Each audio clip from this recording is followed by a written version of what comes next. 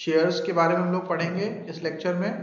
Stocks क्या होते हैं, शेयर्स क्या होते हैं और कैसे परफॉर्म करते हैं, शेयर होल्डर्स कौन होते हैं, इक्विटी शेयर्स क्या होते हैं, स्टॉक्स क्या है, टाइप ऑफ स्टॉक मार्केट क्या है, मार्केट कंडीशंस क्या होती हैं, बुल कौन होता है, बेयर कौन होता है, स्पेकुलेटर कौन होता है, आर्बिट्राजर कौन होता है, ये सब सारी चीज़ें शेयर से रिलेटेड समझेंगे।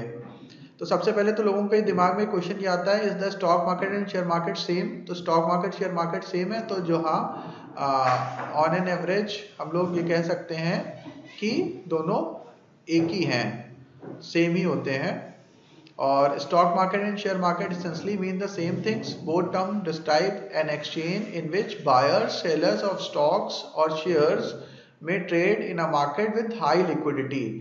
और शेयर मार्केट स्टॉक मार्केट एक ही जगह होती है, अलग अलग नाम है। और यहाँ पे होता क्या है, बायर सेलर आपस में अपनी सिक्योरिटीज का एक्सचेंज करते हैं और लिक्विडिटी अच्छी रहती है, मतलब जब कभी भी उनको पैसे की जरूरत है तो वो अपने पैसे को फ्री कर सकते हैं। ठीक है, मतलब अपना स्टॉक्स बेच के पैसे को ले सकते हैं। फिर उसके बाद स्टॉक्स या शेयर होते क्या चीज हैं, तो जैसे हम लोग पहले भी बात कर चुके हैं कि एक स्मॉल यूनिट होती है। अगर एक पिज्जा का एग्जांपल हम लोग ले लें, तो चार दोस्त हैं, उन्होंने आपस में पिज्जा खाना है, तो उन्होंने क्या किया, उसको 4 पार्ट्स में कट कर दिया। तो अब क्या हुआ कि वो 4 पार्ट्स उन्होंने यानी 25% सारे लोगों ने कंज्यूम कर लिए। तो इसका मतलब अब लोग जो है वो 25% के ओनर हो गए। तो इसी तरह से कंपनी भी है, उसमें भी उन लोगों ने 25% की शेयर होल्डिंग बना ली। तो हम लोग ये कह सकते हैं कि shares small unit of ownership है, जिससे आपका रिप्रेजेंटेशन होता है उस पर्टिकुलर कंपनी में। तो share is a unit issued by a company at the time of raising fund from the market. यानी कि अगर कोई एक कंपनी का प्रमोटर है और वो कंपनी के एक्सपेंशन के लिए, कंपनी के मॉडर्नाइजेशन के लिए या एडवर्टीजमेंट के लिए, किसी भी काम के लिए फंड रेज करना चाहता है, मार्केट से पैसे की जरूरत है, तो उसको क्या करना पड़ेगा, अगर वो इक्विटी फॉर्म में फंड रेजिंग कर रहा है तो उसको अपने शेयर कुछ बेचने पड़ेंगे और दूसरे इन्वेस्टर उसके शेयर को खरीदेंगे और खरीदने के बदले में उसको पैसे देंगे।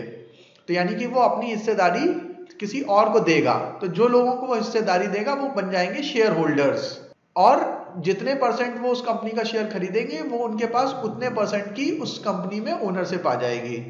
तो आगे लिखा हुआ है, it is a certificates issued to a person who applies for it and is give at a value predetermined by the company. Company अपने स्टॉक्स का जब आईपीओ लेके आती है या एफपीओ लेके आती है, तो पहले से वो फ्लोर प्राइस या रेंज या स्टॉक प्राइस डिसाइड कर देती है कि मैं इस रेंज से इस रेंज तक का स्टॉक है। जैसे अभी बर्गर किंग का आईपीओ आया था, तो उन्होंने बोल दिया है कि मान लीजिए मेरा स्टॉक जो है वो 55 से 60 रुपीज के बीच में है, तो हमें जो शेयर होल्डर्स जो जिनको अप्लाई करना है उस पर्टिकुलर शेयर में, वो 55 से 60 के बीच में बोली लगा सकते हैं। और जनरली जिनको लेना होता है वो कट ऑफ प्राइस पे यानी मैक्सिमम प्राइस पे यानी 60 रुपीज पे ही बोली लगाते हैं। तो इस तरह से शेयर होल्डर्स को पहले से ही कंपनी अपने शेयर का भाव बता देती है, और उनको अगर वो उसमें वैल्यू नजर आती है, उनको लगता है कि शेयर को हम खरीदेंगे और आगे चल के कंपनी अच्छा परफॉर्म करेगी और इस शेयर का प्राइस बढ़ेगा, तो वो लोग उस शेयर को परचेज कर लेते हैं। ठीक है, और इस तरह से वो जितने परसेंट शेयर खरीदते हैं उस कंपनी का, उतने परसेंट की ओनरशिप उनके पास आ जाती है। दूसरे शब्दों में कह सकते हैं, it is a smallest unit of ownership that may be bought और सोल्ड ऑन और ऑफ एन एक्सचेंज। ये सबसे छोटी यूनिट है ओनरशिप की किसी कंपनी के, जिसको खरीदा या बेचा जा सकता है स्टॉक एक्सचेंज पे, या फिर डायरेक्टली भी किया जा सकता है ये काम। Stocks in the reference of stock market are the total number of shares a person has in one company or in many companies. Stock का मतलब ये होता है कि मान लीजिए कि मैंने रिलायंस इंडस्ट्री के 10,000 शेयर हो गए, तो मैंने कह दिया कि मेरे पास रिलायंस इंडस्ट्री के 10,000 स्टॉक्स हैं, या फिर मेरे पास 10 डिफरेंट कंपनीज में स्टॉक्स हैं। जनरली स्टॉक्स और शेयर एक सेम ही क्वांटिटी है, एक सेम ही नाम है, मतलब सिनोनिम्स के रूप में ही इस्तेमाल होता है। Stock market is an organized market where securities of government, semi-government bodies, corporate enterprises are bought or sold. Stock market एक ऐसी ऑर्गेनाइज मार्केट है जहां पे गवर्नमेंट की सिक्योरिटीज, सेमी गवर्नमेंट ऑर्गेनाइजेशंस की सिक्योरिटीज, डिफरेंट कॉर्पोरेट्स की सिक्योरिटीज, प्राइवेट कंपनी की securities को खरीदा और बेचा जाता है। It is established for the purpose of assisting, regulating and controlling business in buying, selling and dealing in securities। तो बेसिकली इसको बनाया गया था ताकि वो जो बिजनेस हाउसेज हैं उनको हेल्प कर पाए, उनको रेगुलेट कर पाए, उनको कंट्रोल कर पाए। किस काम के लिए? अपनी सिक्योरिटीज को खरीदने और बेचने के लिए। तो ये स्टॉक मार्केट की एक और डेफिनेशन है। दूसरे शब्दों में, in the stock market only those securities listed in the stock exchange are transacted. तो स्टॉक मार्केट में सिर्फ वही सिक्योरिटीज ट्रांजैक्ट करती हैं, खरीदी बेची जा सकती हैं जो उसमें लिस्टेड है।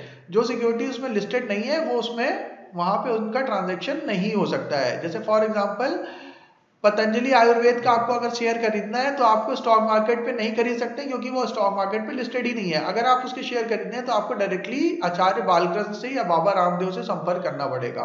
वैसे बाबा रामदेव तो उसके ओनर है नहीं, स्टॉक्स उनके नाम पे नहीं है, शायद सारे स्टॉक्स आचार्य बालकृष्ण के नाम पे ही हैं, तो आचार्य बालकृष्ण से संपर्क करना पड़ेगा।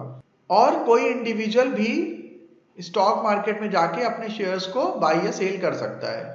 A stock market or equity market is a market for the trading of company stock, shares and derivative at a agreed price।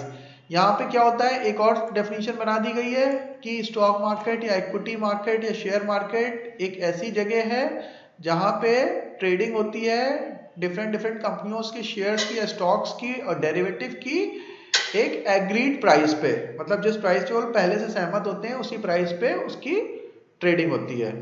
ठीक है। और जैसे मैंने अभी आपको प्रीवियस लेक्चर में बताया था कि लगभग हमारे पूरे जो प्लैनेट है, इस प्लैनेट की टोटल जितनी वेल्थ होगी वो लगभग 80-90 ट्रिलियन के आसपास है।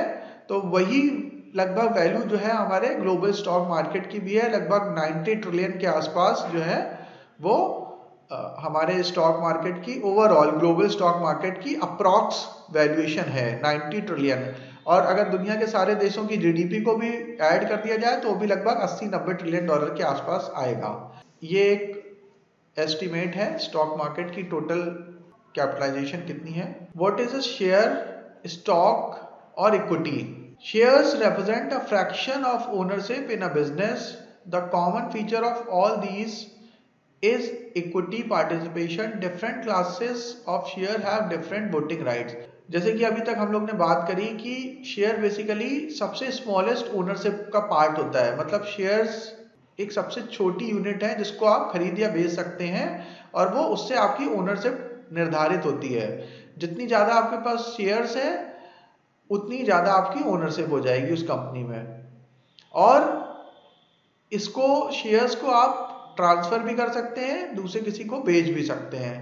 और शेयर्स कई प्रकार के होते हैं, उसके बेसिस पे आपके वोटिंग राइट डिसाइड होते हैं। मतलब शेयर्स प्रेफरेंशियल शेयर्स भी होते हैं, राइट शेयर्स होते हैं, कई तरह के शेयर्स होते हैं। जब हम लोग टाइप ऑफ शेयर्स की बात करेंगे तो उसमें कई तरह के शेयर्स होते हैं और सब में वोटिंग राइट अलग अलग होता है। जैसे टाटा मोटर का एक डीवीआर आता है, तो टाटा मोटर और टाटा मोटर डीवीआर उसमें वोटिंग राइट का डिफरेंस है।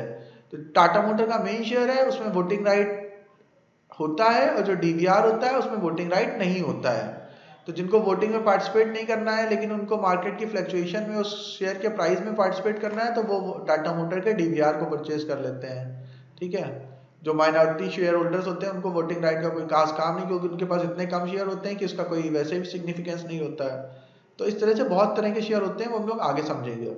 Ownership of share is documented by a legal document that specifies the amount of shares owned by the shareholders and other specifics of the share such as the par value or the class of the share। मतलब कि इसमें एक face value होती है कि कितनी face value का share है, 1 रुपए की फेस वैल्यू है, 5 रुपए की फेस वैल्यू है, 10 रुपए की फेस वैल्यू है। फिर जितने परसेंट आपके पास शेयर्स हैं उतनी परसेंट आपके पास ओनरशिप हो जाएगी उस कंपनी की। और आगे क्या कह रहा है, these days these stock certificates have been dematerialized, no physical document।